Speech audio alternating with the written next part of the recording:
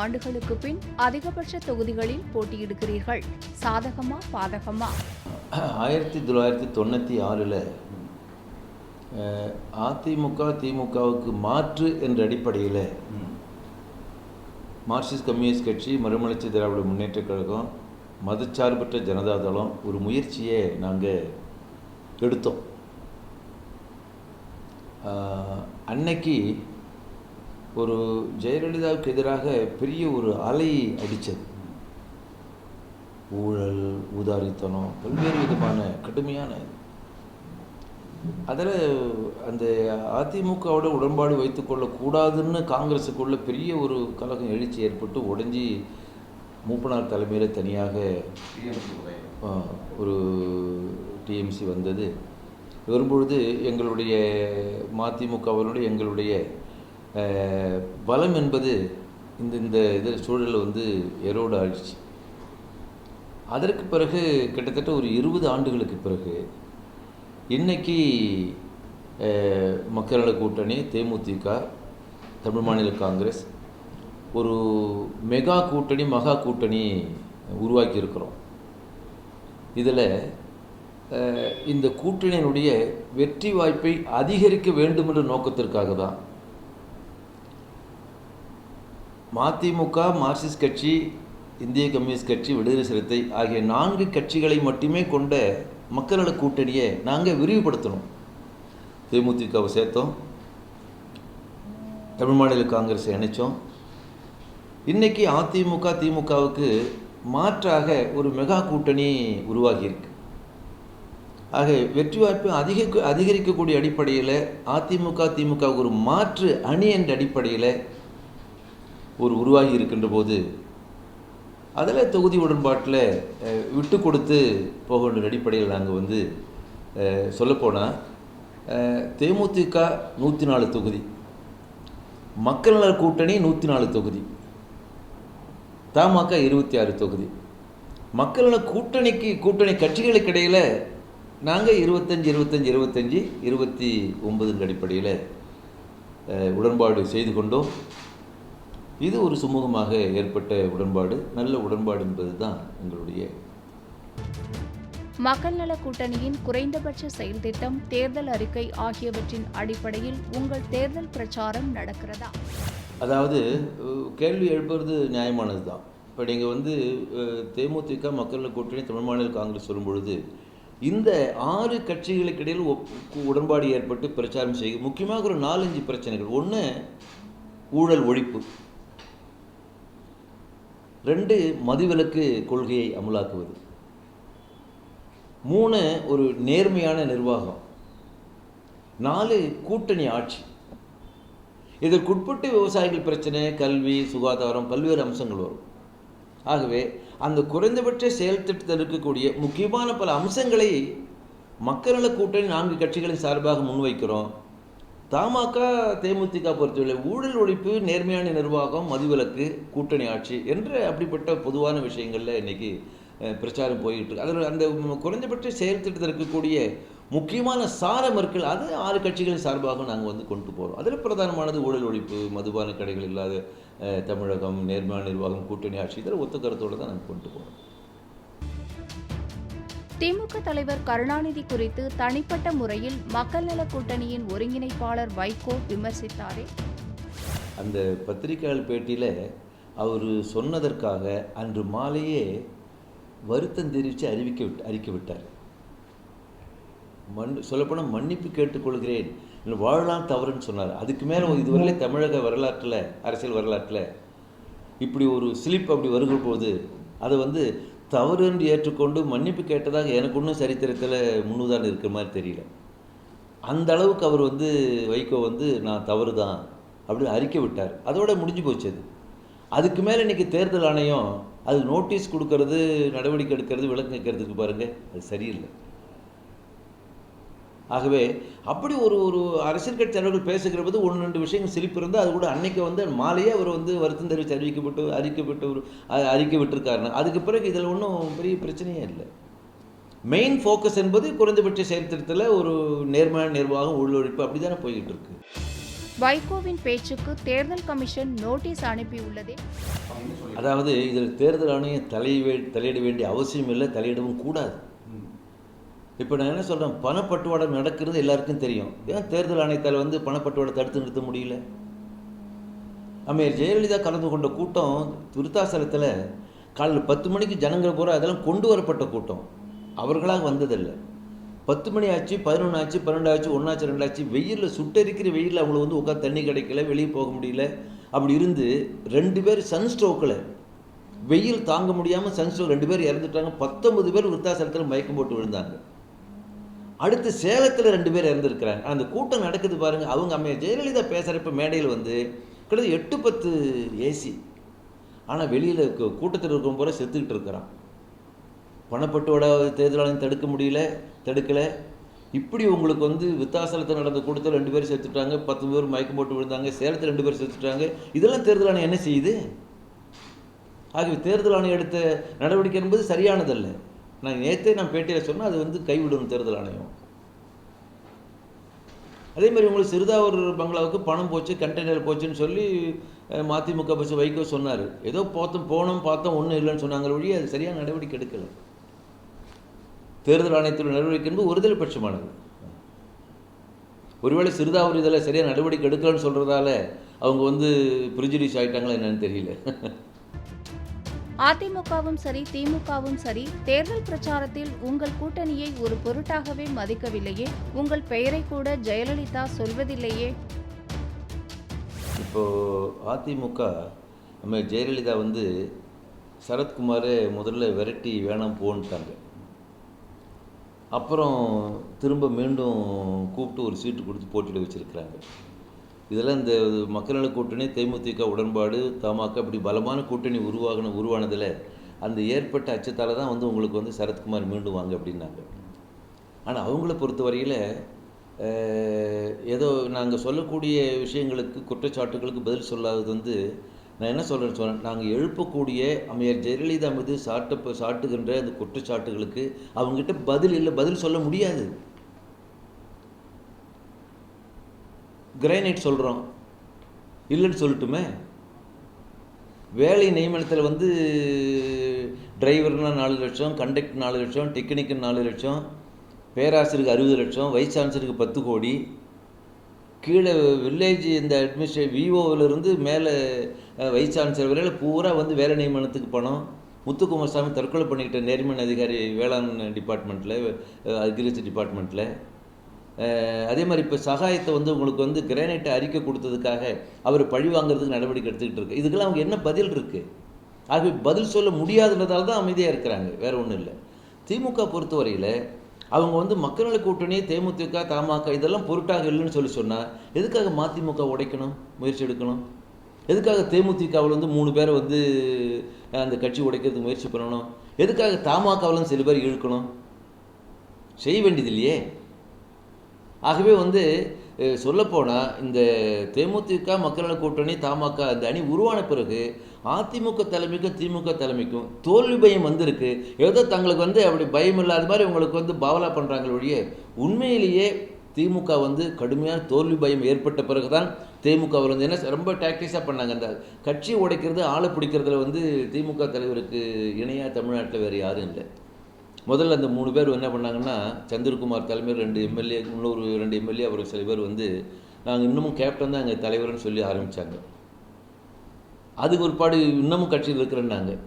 அப்புறம் மக்கள் தேமுதிகன்னு ஆரம்பித்தாங்க. அப்புறம் பார்த்தா அவங்களுக்கு வந்து அழைத்தால் செல்வோம்னு சந்திரகுமார் சொன்னார், அவர்கள் வந்தால் சேர்த்துக்கொள்வோம்னு ஸ்டாலின் சொன்னார். இப்போ 3 சீட்டுன்னு சொன்னால் இதெல்லாம் எதுக்கு? தேவையில்லையே. ஆகவே கடைசி வரையிலே திமுக தலைவர் வந்து பழநழுவி பாலில் விடணும்னு சொல்லி இது பண்ணி உங்களுக்கு சொன்ன உடனே வல்லுன்ன உடனே மிகுந்த ஒரு தோல்வியும் ஏற்பட்ட பிற்பாடு தான் இந்த அணியில் இருக்கக்கூடிய இந்த கட்சிகளை உடைக்கிறதுக்கு முயற்சி பண்ணாங்க. அதே மாதிரி அதிமுகவில் பார்த்தீங்கன்னா உங்களுக்கு இந்திய கம்யூனிஸ்ட் கட்சி, அந்த ஸ்ரீவில்லிபுத்தூர் எம்எல்ஏ இருக்கார் பாருங்கள், அவர் கொண்டு வந்து இது பண்ணாங்க. ஆகவே 2 கட்சி தலைமையும் அவங்க நாங்கள் எழுப்பக்கூடிய கேள்விகளுக்கு, குற்றச்சாட்டுகளுக்கு அவங்களுக்கு பதில் சொல்ல முடியாது. ஆனால் வெளியில் ஏதோ உங்களுக்கு வந்து ஒரு பயம் இல்லாத போல் அப்படி நடிச்சிட்டு இருக்காங்களே ஒழிய அதிமுக திமுக ஒரு சரியான மாற்று 50 ஆண்டுகளில் கிட்டத்தட்ட தமிழ்நாட்டு இன்றைக்கி தான் உருவாகிருக்கு. உங்கள் கூட்டணி கட்சிகள் கடந்த தேர்தல்களில் பெற்ற கட்சியின் ஓட்டு சதவீதத்தை கூட்டி பார்த்தால் அப்படி இருப்பதாக தெரியவில்லையே. அரசியல் எழுச்சி இல்லாமல் ஒரு சாதாரணமாக நடக்கக்கூடிய தேர்தலில் இந்த அரித்மெட்டிக் சதவிகிதம் என்பது ஒர்க் அவுட் ஆகும். ஆனால் இப்போ அதிமுக திமுக வேண்டாம் என்ற மாற்று என்ற ஒரு அரசியல் எழுச்சி ஏற்பட்டிருக்கு. இந்த அரசியல் எழுச்சி ஏற்படுகிற போது இந்த தேமுதிக மக்கள் கூட்டணி தமாகன்னு வருகிற போது இவர்களுடைய வாக்கு சதவிகிதம் ஆதரவு தளம் மட்டுமல்ல, திமுக அதிமுக வேண்டாம் என்று கருதக்கூடிய அந்த கணிசமான மக்களுடைய அந்த வாக்குகள் என்பது ஒரு பெரிய ஸ்விங் ஏற்படும். எங்களுடைய கருத்து, எங்களுடைய வாக்கு பலத்துக்கு மேலே ஒரு 20% வாக்கு என்பது இந்த பக்கம் ஸ்விங் ஆகும். அப்படி வருகிற போது எங்கள் அணி வெற்றி பெறும். இப்போ முதல் முறை வாக்காளர் சொல்லும்பொழுது டோட்டல் எலக்ட்ரேட்டில் 20% அவங்க, அதெல்லாம் சாதாரண விஷயம் இல்லை. அப்படி வருகிற போது நகர்ப்புறங்களில் கிராமப்புறங்களில் ஒரு ஒரு ஒரு ஒரு பெரிய மாற்றம் என்பது உருவாகிட்டு இருக்கு. எப்போவுமே இந்த வாக்கு சதவீதம் என்பது ஸ்டாட்டிக்காக 52 இருந்தது அப்புறமா அப்படியே இருக்காது. அந்த மாற்றம் ஏற்படுவதற்கான ஒரு வாய்ப்பு ஏற்பட்டு கடந்த காலத்து மாற்றம் பெறும் வாய்ப்பு என்பது இல்லை. 2இல் 1 தேர்ந்தெடுக்க வேண்டும் என்ற நிலைமை என்பது மாறி 2க்கும் மாற்று உருவாகி இருக்கிற போது அந்த கடந்த கால வாக்கு சதமானது ஸ்டாட்டிக்காக இருக்காது. இதில் மாற்றம் ஏற்படும். கடைசி வரை அதிமுகவின் கதவுகள் திறக்காதா என காத்திருந்த தமாக வேறு வழியில்லாமல் உங்கள் கூட்டணிக்கு வந்தது. அக்கட்சியால் எப்படி அதிமுக எதிர்ப்பை வெளிப்படுத்த முடியும்? தேமுதிக அந்த அளவுக்கு திமுக தலைமை கலைஞர் கருணாநிதி கடுமையாக முயற்சி எடுத்து எங்கள் பக்கம் வாங்க வாங்க வாங்கன்னு கூப்பிட்ட பிறகு ஒரு கட்டத்தில் நான் திமுக அதிமுக உடன்பாடு வச்சுக்க மாட்டேன் என்று தேமுதிக தலைமை எங்களுடைய வேண்டுகோளை ஏற்று எடுத்த முடிவு என்பது ஒரு ரொம்ப முக்கியமான முடிவு, சாதாரண விஷயம் இல்லை. அது உண்மையிலே பாராட்டுக்குரிய தேமுதிக தலைமை எடுத்த முடிவு. அதே போல் அதிமுக தலைமையோடு பேச்சுவார்த்தை நடத்தினது உண்மை. ஆனால் நாங்கள் அவர்கிட்ட என்ன சொன்னோம், நீங்கள் அதிமுகவோட திமுக உடன்பாட்டுக்கு போனால் அது ஊழலுக்கு துணை போனதாக ஆகும். ஏற்கனவே அவருடைய தந்தை ஜி.கே. மூப்பனார் தலைமையில் இருந்த தமிழ் மாநில காங்கிரஸாக இருந்தாலும், இவர் தலைமையில் உருவாகி இருக்கிற தமிழ் மாநில காங்கிரஸாக இருந்தாலும், ஒரு ஊழலற்ற நேர்மையான நிர்வாகத்தை அளிக்க வேண்டும் என்ற அந்த நோக்கத்தோடு உருவான கட்சி. நீங்கள் அதிமுகவோட போது சரியானதில்லை என்று நாங்கள் வேண்டுகோள் விடுத்தும் பேசணும். அந்த அடிப்படையில் அவங்க இந்த பக்கம் இதுதான் இயல்பான கூட்டணி, அந்த பக்கம் போயிருந்தால் ஊழலுக்கு துணை போனதாக ஆகிருக்கு. நல்ல வேலையாக ஒரு கட்டத்தில் உங்களுக்கு அது தமிழ் மாநில காங்கிரஸுக்கும் நல்லது, தமிழ்நாட்டு மக்களுக்கு நல்லது இந்த பக்கம் வந்தது. தேமுதிகவும் ஊழல் எதிர்ப்பில் அவங்க உறுதியாக இருக்கும். உதாரணமாக தேமுதிக கட்சி உருவானதே திமுக அதிமுக எதிர்ப்பில் தான். 2017 அதிமுகவோட போயிருக்கலாம், இருந்தால் இந்த கட்சி உருவானது திமுக அதிமுக எதிர்ப்பில். இன்றைக்கி அதே திமுக அதிமுக எதிர்ப்பு ஊழல் எதிர்ப்பு அரசியலில் அவங்க வந்திருப்பது என்பது தமிழ்நாட்டு அரசியலில் உண்மையிலேயே ஒரு திருப்பு முனை, முக்கியமான ஒரு நிகழ்வு. கூட்டணி கட்சிகளுக்கு தொகுதி பங்கீட்டில் முழு திருப்தி இல்லை என்று சொல்லப்படுகிறதே. அதாவது தொகுதி பங்கீடு நடக்கிற பேச்சுவார்த்தை நடக்கிறப்ப ஒவ்வொரு கட்சியும் தங்கள் நலனை பாதுகாப்பதற்கு முயற்சி எடுப்பாங்க. 6 கட்சிகளுமே அவர் ஒரு கட்டத்தில் ஒருமித்த கருத்துக்கு வருவாங்க. அந்த அடிப்படையில் அவங்கவுங்க நலனை வலியுறுத்தினாங்க, பேச்சுவார்த்தை நடந்தது, பிறகு சுமூகமாக ஒப்பந்தம் ஏற்பட்டது. ஆக அதில் பெரிய வருத்தம் கோபதாபம் அதெல்லாம் அப்படி சொல்லக்கூடாது. அது இல்லை, அப்படி இல்லை, ஒரு சுமூகமான ஒப்பந்தம் முடிஞ்சிருக்கு. மார்க்சிஸ்ட் கடந்த முறை வெற்றி பெற்ற சில தொகுதிகளை மீண்டும் பெறவில்லையே. வெற்றி பெற்ற தொகுதி பெரும்பான்மையில் போட்டியிடுறோம். இப்போ நீங்கள் மதுரை மாநகரத்தில் மதுரை தெற்கில் எங்கள் சட்டமன்ற உறுப்பினர் மதுரை தெற்கு, இப்போ மதுரை பக்கத்தில் மதுரை மேற்கு, அது எங்களுக்கு பலமான தொகுதி தான். அது கூட்டணி கட்சியோட பேச்சுவார்த்தை நடக்கிறப்ப அப்படி ஒரு மியூச்சுவலாக எக்ஸ்சேஞ்ச் பண்ணுறது ஒன்றும் புதுசு இல்லை. அதே மாதிரி உங்களுக்கு அரூர் வருகிற போது எங்களுக்கும் பலமான தொகுதி, விசிக்கு பலமான தொகுதி வலியுறுத்தினாங்க. அந்த தொகுதி பட்டியல் அறிவித்த பிறகு கேட்டாங்க, மியூச்சுவலாக எங்களுக்கு திருவிக நகர் எங்களுடைய முன்னுரிமை தொகுதி பட்டியலில் திருவிக நகர் தனி தொகுதி இருந்தது. ஆகவே அரூர் எடுத்து நம்ம திருவிக நகரை அரூர் கொடுத்து திருவிக நகர் தனி தொகுதி எடுத்துக்கிட்டோம். அது ஒன்றும் பெரிய பிரச்சனை இல்லை. இந்திய கம்யூனிஸ்ட் குற்றச்சாட்டுக்கு உள்ளான ராமச்சந்திரனை தனி தொகுதியில் மீண்டும் நிறுத்தியுள்ளதே. அதாவது நீங்கள் 2G வழக்கு, சொத்து குவிப்பு வழக்கு அதோடு ஒப்பிடக்கூடிய பிரச்சனை. இங்கே சொத்து குவிப்பு வழக்குன்னா ஒரு கட்சியினுடைய பொதுச் செயலாளர், அது வேறு. அப்போ அந்த கட்சியில் அவங்க மேலே வழக்கு போட்டிருக்க, வழக்கு நடந்துக்கிட்டு இருக்கு. அந்த கட்சியுடைய மாநில குழு முடிவெடுத்திருக்கு. அதெல்லாம் பரிசீலித்து அந்த மாநில குழு முடிவெடுத்திருப்பாங்க. அது சம்மந்தமாக அந்த வேட்பாளர் மற்ற சம்மந்தமாக அந்த மாநில குழு தான் அது சம்மந்தமாக என்னன்னு உங்களுக்கு வந்து விளக்கம் அளிக்கணும் மொழியே. அது வந்து அந்த கட்சி வேட்பாளர் சொல்லும்போது நாம் அது சம்மந்தமாக மதிமுக வேட்பாளர்கள் அல்லது வந்து சிபிஐயில் யார் வேட்பாளர்கள், தேமுதிக வேட்பாளர் அதுக்குள்ளே நம்ம போக வேண்டிய அவசியம் இல்லை. ஒரு கூட்டணி கட்சி அந்த கட்சி முடிவெடுத்திருக்கிறாங்க.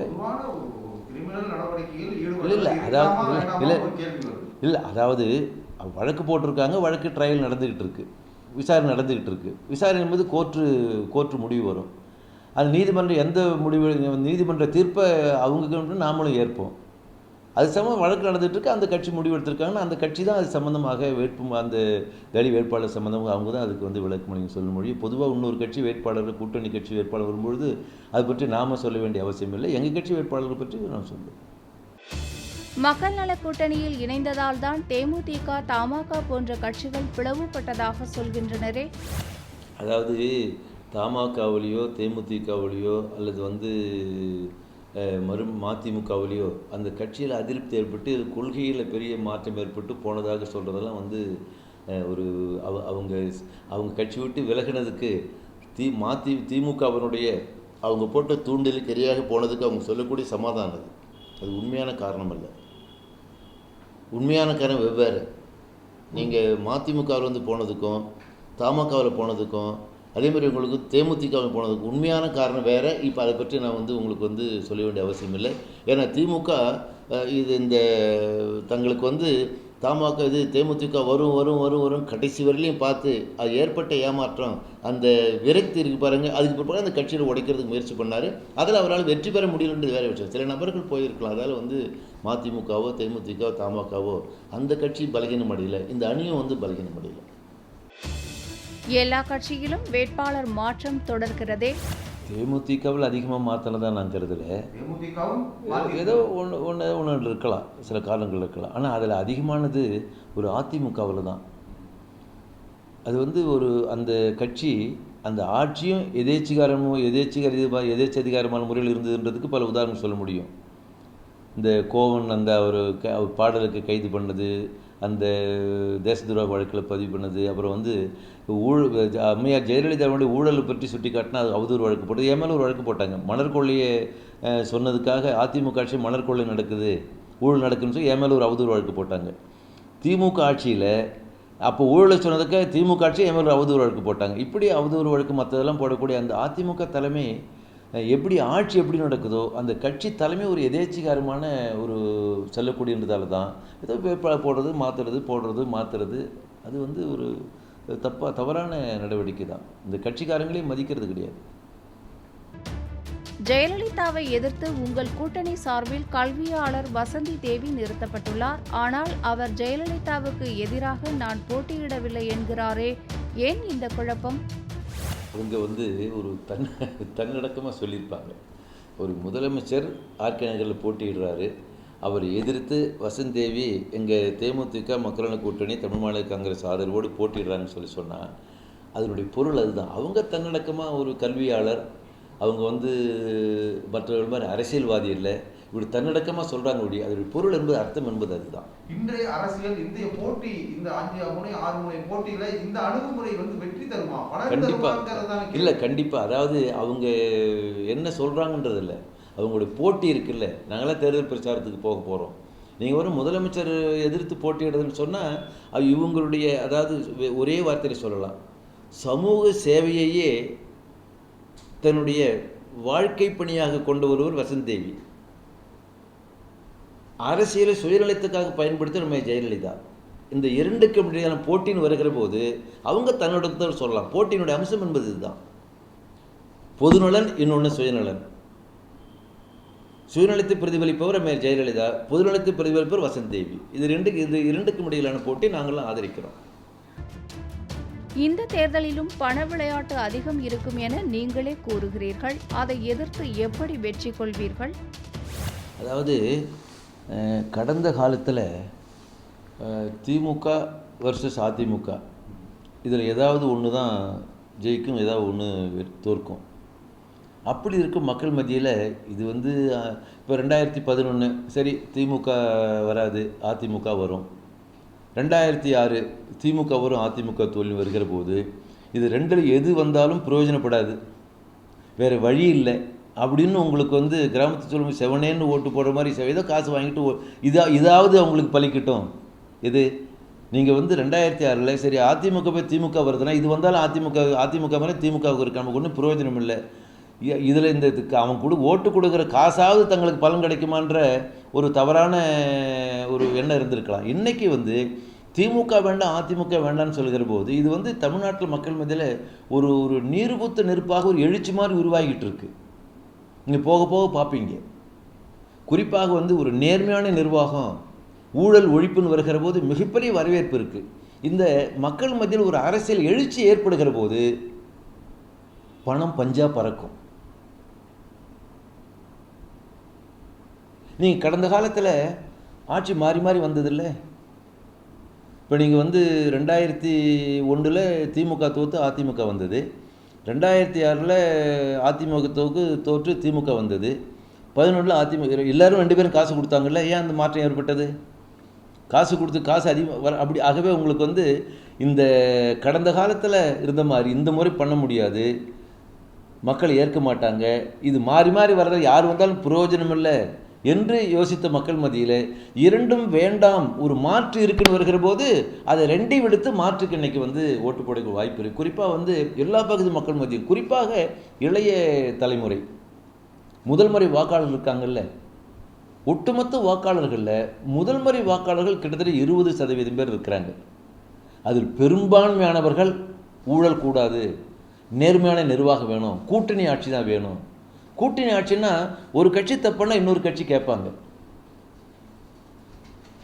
நேர்மையான நிர்வாகம், ஊழல் கூடாது, கூட்டணி ஆட்சி, மதுவிலக்கு கொள்கை அமலாக்கணும், இந்த மக்களை பாதிக்கக்கூடிய தாராளமய பொருளாதார கொள்கை முற்றுப்புள்ளி வைக்க வேண்டும் என்ற இந்த மாற்று உருவாகி வருகிற போது காசு பணத்தை அது தேர்தல் முடிவை தீர்மானிக்காது. முல்லை பெரியாற்றில் புதிய அணை கட்டப்படும் என கேரள மார்க்சிஸ்ட் கட்சியின் தேர்தல் அறிக்கையில் கூறப்பட்டுள்ளதே. அதாவது தமிழகத்து மக்களுடைய நலன் சம்பந்தப்பட்ட முல்லை பெரியார் அந்த பிரச்சனையாக இருந்தாலும், காவிரி நதிநீர் பிரச்சனையாக இருந்தாலும், துவக்க காலத்திலிருந்து தமிழகத்து மக்கள் நலனை பாதுகாக்கக்கூடிய நிலைப்பாட்டை தான் மார்க்சிஸ்ட் கம்யூனிஸ்ட் கட்சி மேற்கொண்டிருக்கு. முல்லை பெரியார் பிரச்சனை பொறுத்தவரையில் அந்த உச்சநீதிமன்ற தீர்ப்பு 2 மாநிலங்களையும் கட்டுப்படுத்தும். முல்லை பெரியார் அணை பலமாக இருக்கிறது, பாதுகாப்பாக இருக்கிறது. புதிய அணை தேவையில்லை என்பது உச்சநீதிமன்ற தீர்ப்பு. அந்த தீர்ப்பை அமுலாக்க வேண்டும் என்பது தான் தமிழ்நாடு மார்க்சிஸ்ட் கம்யூனிஸ்ட் கட்சியின் நிலைப்பாடு.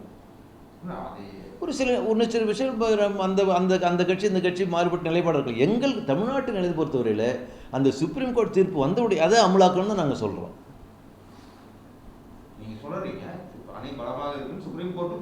அந்த சுப்ரீம் கோர்ட் தீர்ப்பை அமலாக்கணும், அதற்கு மாறாக எந்த நிலைப்பாடும் யாரும் எடுக்க முடியாது. இது 2 மாநிலங்களில் தாவா ஏற்படுகிற போது அந்த தாவாவை தீர்த்து வைக்கக்கூடிய பொறுப்பு உச்சநீதிமன்ற தீர்ப்பு. உச்சநீதிமன்ற தீர்ப்பை அமலாக்க வேண்டிய பொறுப்பு மத்திய அரசுக்கு உள்ளது. அதுதான் எங்களுடைய நிலைப்பாடு. அன்னைக்கு நிலைப்பாடு அதுதான், இன்னைக்கு நிலைப்பாடு, எதிர்காலத்து நிலைப்பாடு அதுதான். கருத்து வேறுபாடு ஏற்பட்டதால் 2 பேரும் சுப்ரீம் கோர்ட் போனாங்க. சுப்ரீம் கோர்ட் தீர்ப்பு ஃபைனல். சரி, அது மாறுபட்ட கருத்து இருக்கலாங்க. நான் இப்போ தமிழ்நாட்டில் செயல்பட தமிழ்நாடு மாநில கட்சி மார்க்சிஸ்ட் கம்யூனிஸ்ட் கட்சி மாநில குழு உச்சநீதிமன்ற தீர்ப்பின் பக்கம் நிற்குது. அதுதான் முக்கியம்.